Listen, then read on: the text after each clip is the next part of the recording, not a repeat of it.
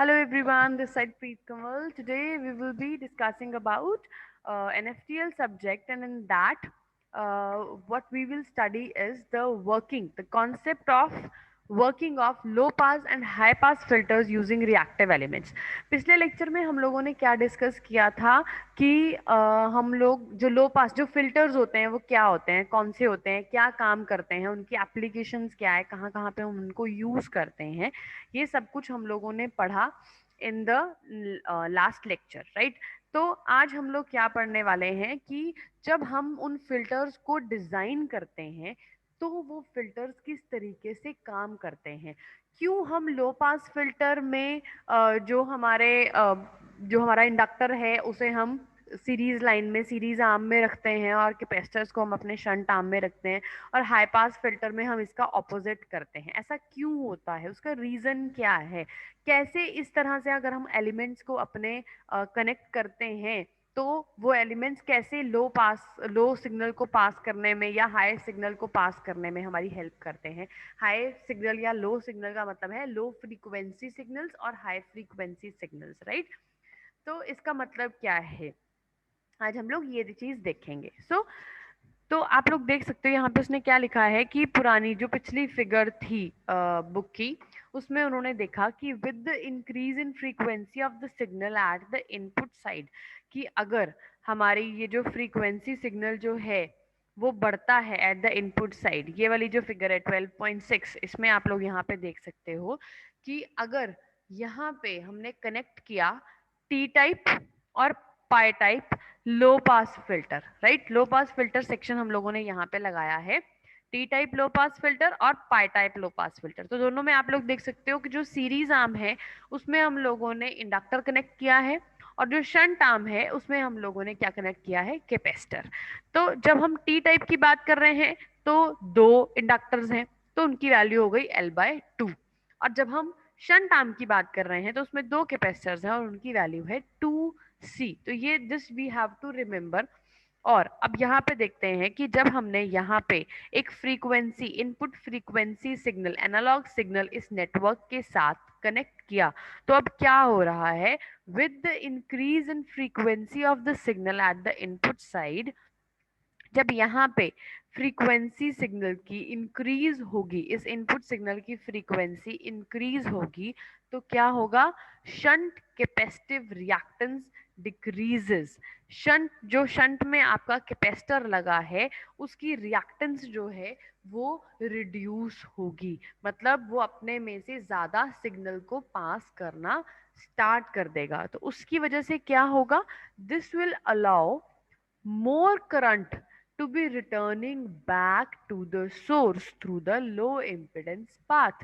that means कि जैसे ही आपके फ्रीक्वेंसी सिग्नल की जो सिग्नल है इनपुट सिग्नल उसकी फ्रीक्वेंसी इंक्रीज करना स्टार्ट करेगी, तो क्या होगा, आपका जो कैपेसिटर है उसकी रिएक्टेंस लो होनी स्टार्ट हो जाएगी, यानी कि उसके अंदर से ज्यादा करंट फ्लो करना स्टार्ट कर देगा। तो अब ज्यादा करंट जब इसके अंदर से फ्लो करेगा, लो इम्पिडेंस पाथ मिलेगा, तो क्या होगा कि जितना भी करंट सोर्स से पॉजिटिव साइड पे आ रहा है वो करंट क्या होगा, उसी सोर्स की तरफ वापस जाना स्टार्ट कर देगा। This will allow more current to be returning back to the source through this low impedance path। तो that means कि at a higher frequency पे क्या होगा, जो एंटायर इनपुट करंट है वो सोर्स पे वापस आ जाएगा थ्रू द शंट ब्रांच, जो कि प्रैक्टिकली एक तरीके से लो इम्पिडेंस का मतलब है एक तरीके से शॉर्ट सर्किट हो चुकी है। तो वो शॉर्ट सर्किट की वजह से क्या होगा, आपका जो ये सिग्नल है वो सारा करंट जो है वो वापस सोर्स की तरफ आना स्टार्ट हो जाएगा। So this is evident that low pass section can only allow passage of the signal through it till the frequency signal is at lower magnitude। जब तक आपका जो फ्रीक्वेंसी सिग्नल है वो लो वैल्यू का है तब तक इसकी रिएक्टेंस हाई रहेगी और आपका वो सारा का सारा सिग्नल जो है वो आउटपुट साइड की तरफ पास करता रहेगा। जैसे ही इसकी रिएक्टेंस लो हुई, यानी कि ये एक तरीके से शॉर्ट सर्किट हो गया। तो जब शॉर्ट सर्किट होता है तो हमें पता है कि लो रिएक्टेंस पाथ है, कोई इम्पिडेंस नहीं है, तो सारा करंट इस जगह पे जाने की जगह आउटपुट साइड पे जाने की बजाय वो क्या होगा, इस शॉर्ट सर्किट के थ्रू वापस सोर्स में चला जाएगा। यानी कि हाई फ्रीक्वेंसी सिग्नल्स जो हैं वो पास नहीं होंगे। ओनली लो फ्रीक्वेंसी सिग्नल्स जो हैं up to that cut off frequency, वो कट ऑफ फ्रीक्वेंसी कितनी होगी that we will take later. ठीक है, लेकिन मेन चीज है कि हम हमारे कॉन्फ़िगरेशंस के अकॉर्डिंगली, हमारे हमने जो एलिमेंट्स कनेक्ट किए हैं उसके अकॉर्डिंगली कैसे आपका जो सर्किट है वो हेल्प करता है कि लो सिग्नल्स ही पास होंगे या हाई सिग्नल्स ही पास होंगे। ठीक है, तो एट हाई फ्रीक्वेंसी जो इंडक्टिव रिएक्टेंस है वो भी इंक्रीज करेगी and due to increases to a very high value rendering the blockage of the input signal. तो दोनों चीजें वर्क कर रही हैं। कैपेसिटर की रिएक्टेंस लो हो रही है हाई फ्रीक्वेंसीज पे, और इंडक्टर क्योंकि वो सीरीज में है तो उसकी जो इंडक्टिव रिएक्टेंस है वो इंक्रीज कर रही है, जिसकी वजह से वो सिग्नल को ब्लॉक करेगा और जितना भी करंट होगा वो सारा वापस सोर्स में चला जाएगा। तो that is why low pass filter operation is said to be satisfactory for increasing frequencies till the voltage gain is 0.707। ये चीज हम लोग ऑलरेडी पढ़ चुके हैं ईडीसी के अंदर कि जैसे जो हमारा मेन गेन होता है वी आउट बाय वी इन, उसे हम फॉर एग्जांपल 1 वोल्ट कंसिडर कर रहे हैं या 2 वोल्ट कंसिडर कर रहे हैं या 100% कंसिडर कर रहे हैं, तो आपका जो सिग्नल फ्लो होगा वो कुछ इस तरह से होगा, 100% से धीरे धीरे वो लो होता चला जाएगा, राइट। लेकिन जो पास बैंड हम लोग कंसिडर करेंगे वो कहाँ से कहाँ, बैंडविड्थ कहाँ से कहाँ कंसिडर करेंगे, 0 से लेके FC तक, और उसका जो मैग्नीट्यूड लेवल होगा वो 0.707 होगा, या उसे हम कह सकते हैं 70.7%। तो इसका क्या मीनिंग है, 70.7% का क्या मीनिंग है, या हम ये वैल्यू क्यों चूज करते हैं 100% लेवल की जगह हम लोग 70.7% क्यों चूज करते हैं?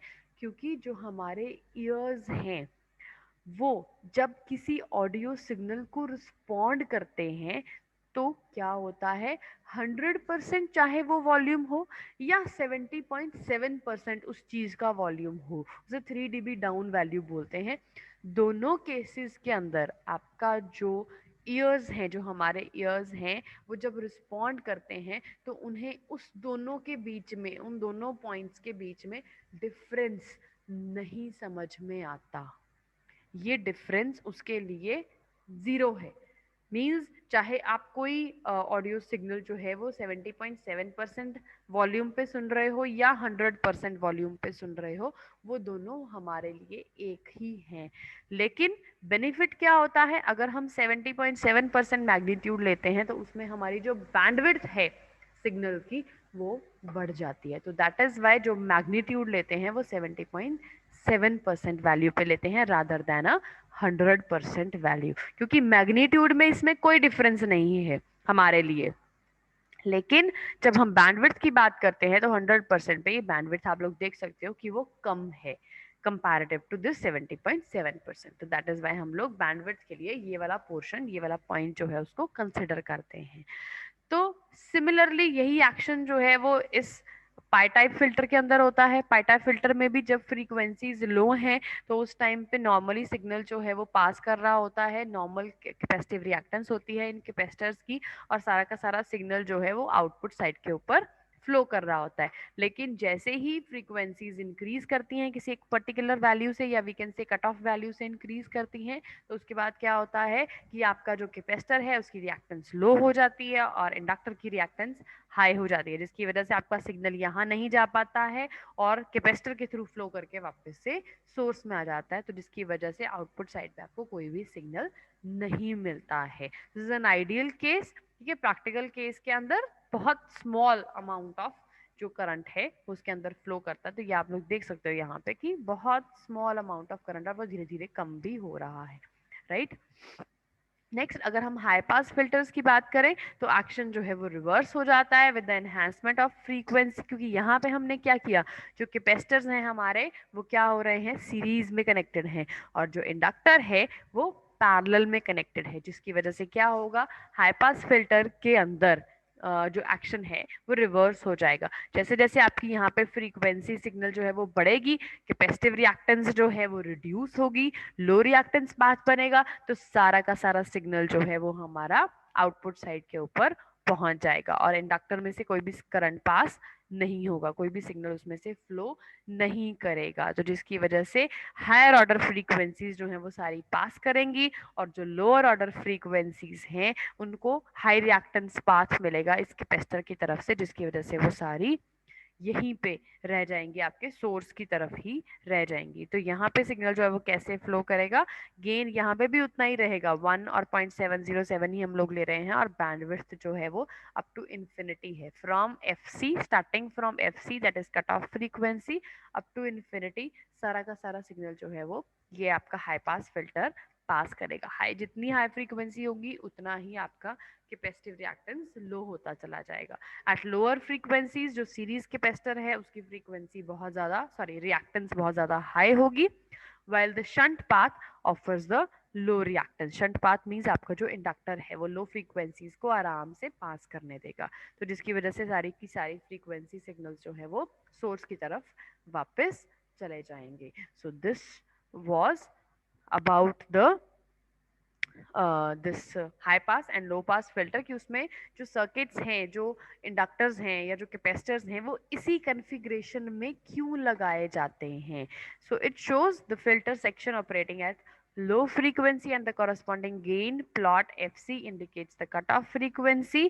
कौन सी पॉइंट पे कट ऑफ फ्रीक्वेंसी है, 0.707 वाले पॉइंट पे आपकी कट ऑफ फ्रीक्वेंसी जो है वो कंसिडर होगी।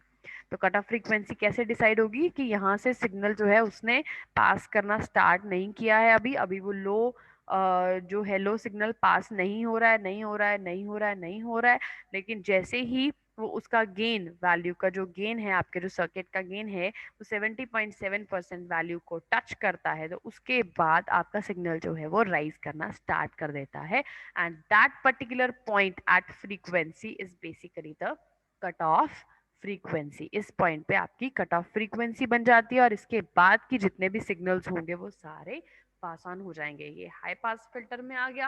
हाई पास फिल्टर की बैंडविड्थ यहाँ से लेके लास्ट तक रहेगी, इन्फिनिटी तक।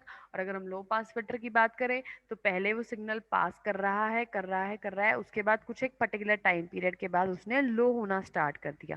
तो 70.7% वाला जो पॉइंट होगा, उस पॉइंट से जब आप नीचे उसको कनेक्ट करोगे फ्रीक्वेंसी वाली लाइन पे, तो वहां पे जितनी भी फ्रीक्वेंसी आएगी वो फ्रीक्वेंसी आपकी कट ऑफ फ्रीक्वेंसी बन जाएगी, कि इसके बाद के जितने भी सिग्नल्स हैं वो सारे पास नहीं हो रहे हैं। लो पास फिल्टर में, हाई पास फिल्टर में ऑपोजिट। इसीलिए जब हम इनको सर्किट एलिमेंट्स को कनेक्ट करते हैं तो याद रखना है हमें कि लो पास फिल्टर सर्किट्स के अंदर जो लो लो एल लो पास फिल्टर में एल सीरीज आर्म में आएगा, तो सीरीज आर्म में एल है तो ऑब्वियसली शंट आर्म में कैपेसिटर होगा। और अगर एक चीज याद हो गई आप लोगों को, एल मींस आपका इंडक्टर, राइट, लो पास में एल सीरीज में, ठीक है। तो जब आपको ये चीज याद हो जाएगी तो शंट में आपको ये चीज ऑब्वियसली याद रहेगी कि किस तरह से आपने उसको ऑपोजिट कनेक्शन देना है, राइट। और आपके जो ये कनेक्शंस हैं, जो ये आपके यहाँ पे 2C कनेक्ट हो रहा है, यहाँ पे 2L कनेक्ट हो रहा है, तो this you have to remember कि कौन से सर्किट में किस तरह से आपका जो इंडक्टर है या कैपेसिटर है, जब उनको हम ब्रेक करते हैं तो उनकी वैल्यूज कैसी लिखनी है, right. So this was all about today's lecture. I wish it is all clear to you. If still there will be any doubts, we will be taking them later on. Till then, take care and bye bye.